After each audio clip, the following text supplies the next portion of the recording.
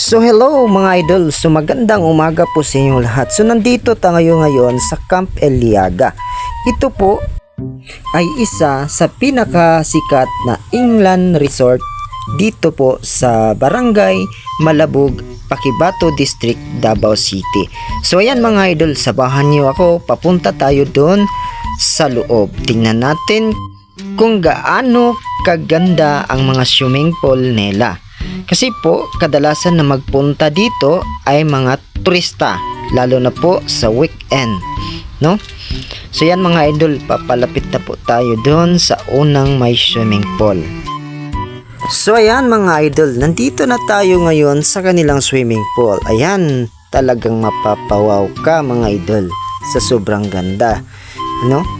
Kita nyo yung swimming pool nila, sobrang haba. Siguro mga idol, ang swimming pool na to ay bawal po yung mga bata dahil makikita po natin mga idol na sobrang lalim, siguro nasa 6 feet po yung lalim sa tubig na yan.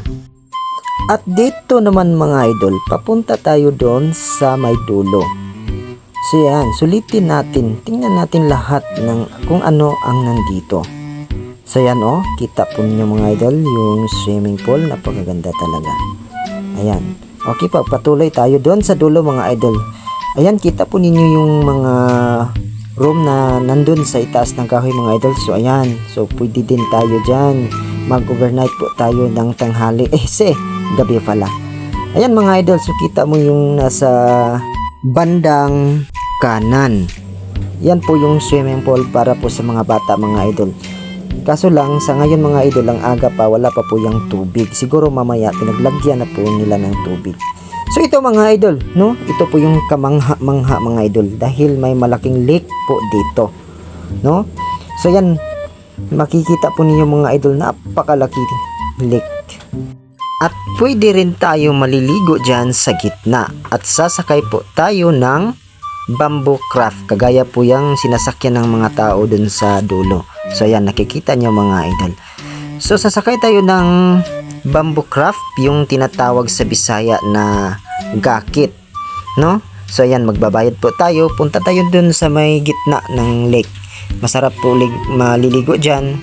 Kasabay po yung mga may malalaking isda dyan.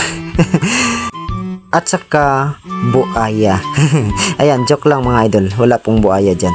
So ngayon mga idol, baka gusto po niyong magpunta dito kapag meron kayong mga okasyon. So ayan, i-recommend ko po sa inyo ang lugar na to mga idol. Ito po yung Camp Eliaga Inland Beach Resort. Napaka worth it talaga dito mga idol. Siguradong mapapawaw ka. Dahil yung function hall po nila, ayan, medyo malaki yung function hall nila. Ayan, worth it po dyan sa mga okasyon, kagaya po ng mga reunion, birthday, at saka iba pa yung ano pang klaseng mga okasyon na gusto nyo na dito i-held. So yan mga idol, ipakita ko po sa inyo yung camp rate nila. So yan mga idol, kayo na lang po yung magbasa dyan, no? Ayan, makikita po nyo yung lahat, yung ano po yung mga rates, no? So ayan mga idol, hanggang dito na lang. Maraming salamat po. Baka nagustuhan po ninyo ang video na to. Please follow, like, and share para po makarating sa mga tao na gusto magpunta dito.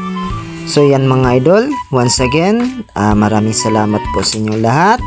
God bless us all. Thank you.